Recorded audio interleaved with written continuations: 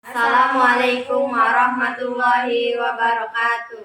Perkenalkan, nama saya Rizka Dewi. NIM saya 231080286 dan teman saya. Perkenalkan, nama saya Siti Hawa Ramadanti dengan NIM 231080200104. Di sini kami berdua ingin mempresentasikan dari mata kuliah bisnis pengantar. Materi yang kedua ada manajemen operasi dan kualitas. Pengantar, manajemen operasi dan kualitas. Definisi manajemen operasi manajemen adalah pengelolaan sistem yang mengubah sumber daya menjadi barang atau jasa. Hal ini mencakup perencanaan, perorganisasian, pengarahan, dan pengawasan.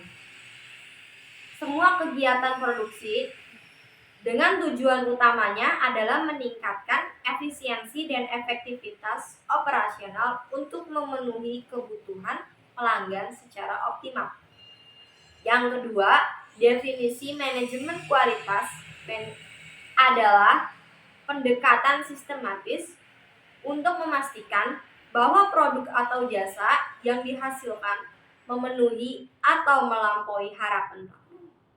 Ini mencakup semua aktivitas organisasi yang diarahkan untuk merencanakan, mengendalikan, menjamin, dan meningkatkan kualitas produk atau jasa. Yang ketiga, pentingnya manajemen operasi dan kualitas manajemen memainkan peran kunci dalam keberhasilan perusahaan.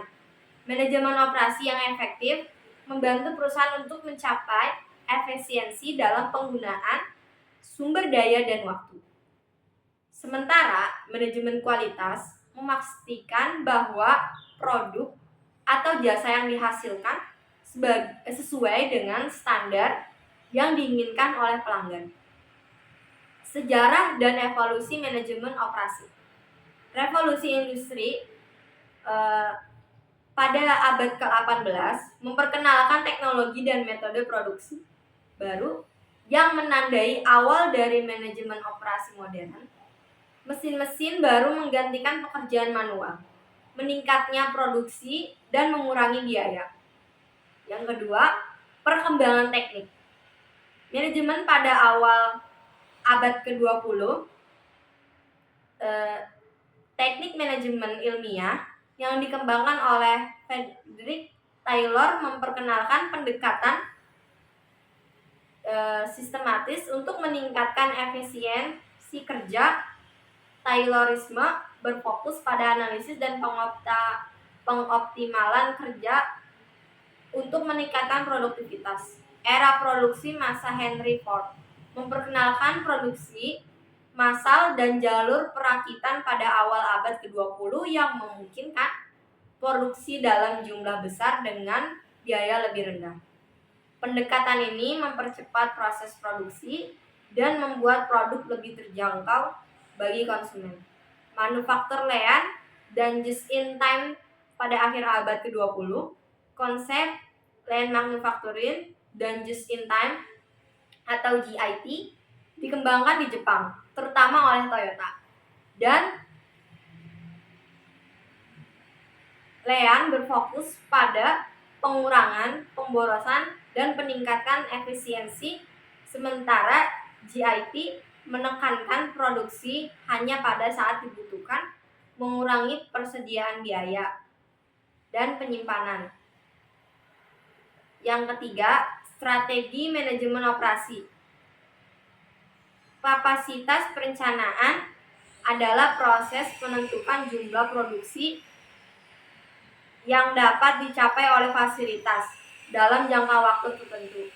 Ini melibatkan analisis permintaan, kemampuan produksi, dan sumber daya yang tersedia untuk memastikan perusahaan dapat memenuhi permintaan tanpa mengalami kelebihan kapasitas. Yang keempat, pengelolaan rantai. Pasok pengelolaan rantai mencakup semua aktivitas yang terlibat dalam pengadaan bahan baku produksi barang dan pengiriman produk jadi kepada pelanggan. Pengelolaan yang efektif mengoptimalkan aliran barang dan informasi di seluruh rantai pasok. mengurangi biaya dan meningkatkan responsivitas terhadap permintaan pelanggan. Perencanaan dan pengendalian produksi. Perencanaan dan pengendalian produksi melibatkan pengawasan, penjadwalan, dan pengendalian proses untuk memastikan bahwa produksi berjalan sesuai rencana dan memenuhi standar kualitas. Ini mencakup penjadwalan produksi, pemantauan kemajuan produksi, dan penyesuaian proses sesuai kebutuhan. Yang kelima, pengelolaan ketersediaan.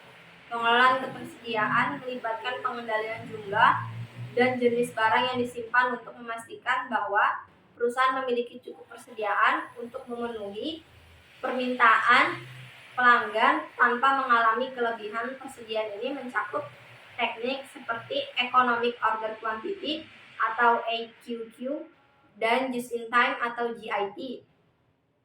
Selanjutnya, konsep manajemen kualitas. Kontrol kualitas adalah proses memantau dan mengendalikan kualitas produk atau jasa selama proses produksi. Ini mencakup kegiatan seperti inspeksi, pengujian, dan pemantauan untuk memastikan bahwa produk atau jasa memenuhi standar kualitas yang telah ditetapkan. Jaminan kualitas adalah pendekatan sistematis untuk memastikan bahwa produk atau jasa yang dihasilkan memenuhi persyaratan kualitas. Ini melibatkan perencanaan kualitas, pengendalian proses, dan audit kualitas untuk memastikan bahwa semua aspek produksi sesuai dengan standar yang ditetapkan. Peningkatan kualitas berkelanjutan adalah proses terus-menerus untuk meningkatkan kualitas produk atau jasa. Ini melibatkan pendekatan seperti Total Quality Management atau TQM dan Six Sigma dan Kaizen yang berfokus pada pengurangan variabilitas dan peningkatan efisien. Yang kelima, alat dan teknik manajemen kualitas. Diagram Pareto adalah alat yang digunakan untuk mengidentifikasi dan memprioritaskan masalah kualitas. Diagram ini menunjukkan distribusi frekuensi dari penyebab masalah dan membantu menentukan area yang perlu diperbaiki berdasarkan prinsip 8/20, di mana 80% masalah disebabkan oleh 20% penyebab utama. Diagram sebab akibat. Diagram sebab akibat atau diagram ikan Ishikawa digunakan untuk mengidentifikasi dan menganalisis penyebab utama dari suatu masalah kualitas. Diagram ini membantu tim untuk memahami hubungan antara berbagai faktor yang mempengaruhi kualitas dan menemukan akar penyebab masalah. Selanjutnya, peta aliran adalah proses alat yang digunakan untuk memvisualisasikan langkah-langkah dalam proses produksi. Ini membantu dalam mengidentifikasi pemborosan, investasi, dan area untuk perbaikan dengan memberikan gambaran yang jelas tentang bagaimana proses bekerja dari awal hingga akhir.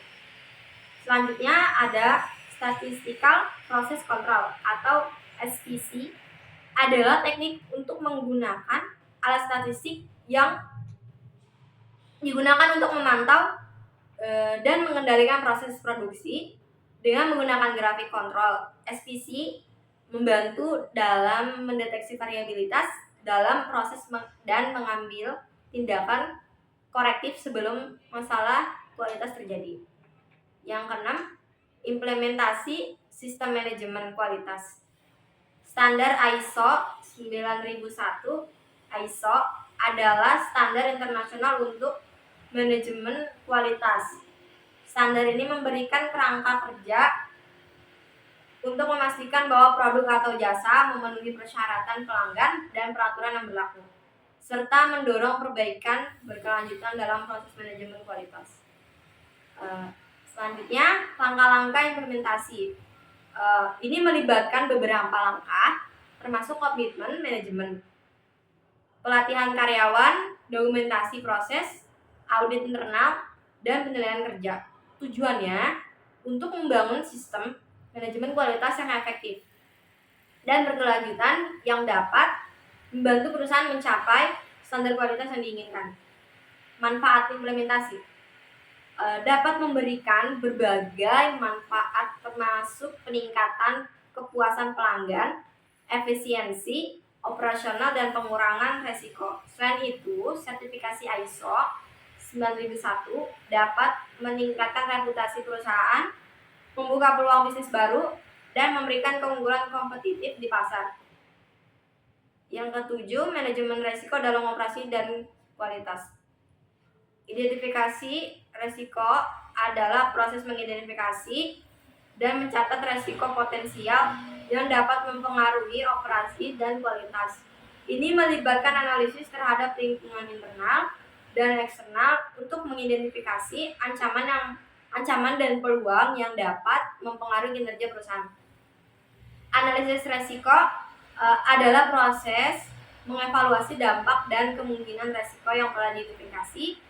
Teknik seperti analisis SWOT, analisis PESELE, dan matriks resiko digunakan untuk menilai dan memprioritaskan resiko berdasarkan tingkat keparahan dan kemungkinannya. Mitigasi resiko melibatkan pengembangan dan implementasi strategi untuk mengurangi dampak resiko.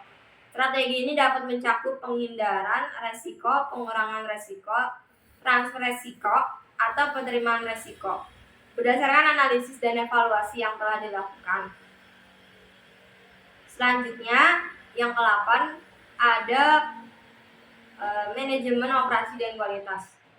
Perusahaan teknologi yang besar menerapkan program penghargaan dan pengakuan untuk meningkatkan motivasi karyawan. Program ini mencakup bonus, promosi, dan pengakuan publik atas prestasi karyawan. Hasilnya, perusahaan tersebut melihat peningkatan signifikan dalam produktivitas dan kepuasan kerja karyawan. Selanjutnya, perusahaan manufaktur. Sebuah perusahaan memperkenalkan program pelatihan dan pengembangan untuk karyawannya. Program ini bertujuan untuk meningkatkan keterampilan dan pengetahuan karyawan yang dapat akhirnya meningkatkan kualitas produk dan efisiensi produksi.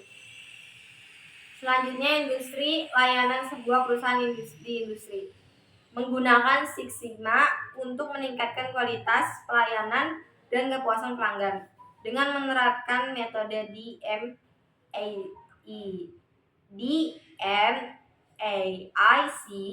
Define, Measure, Analyze, Improve, and Control.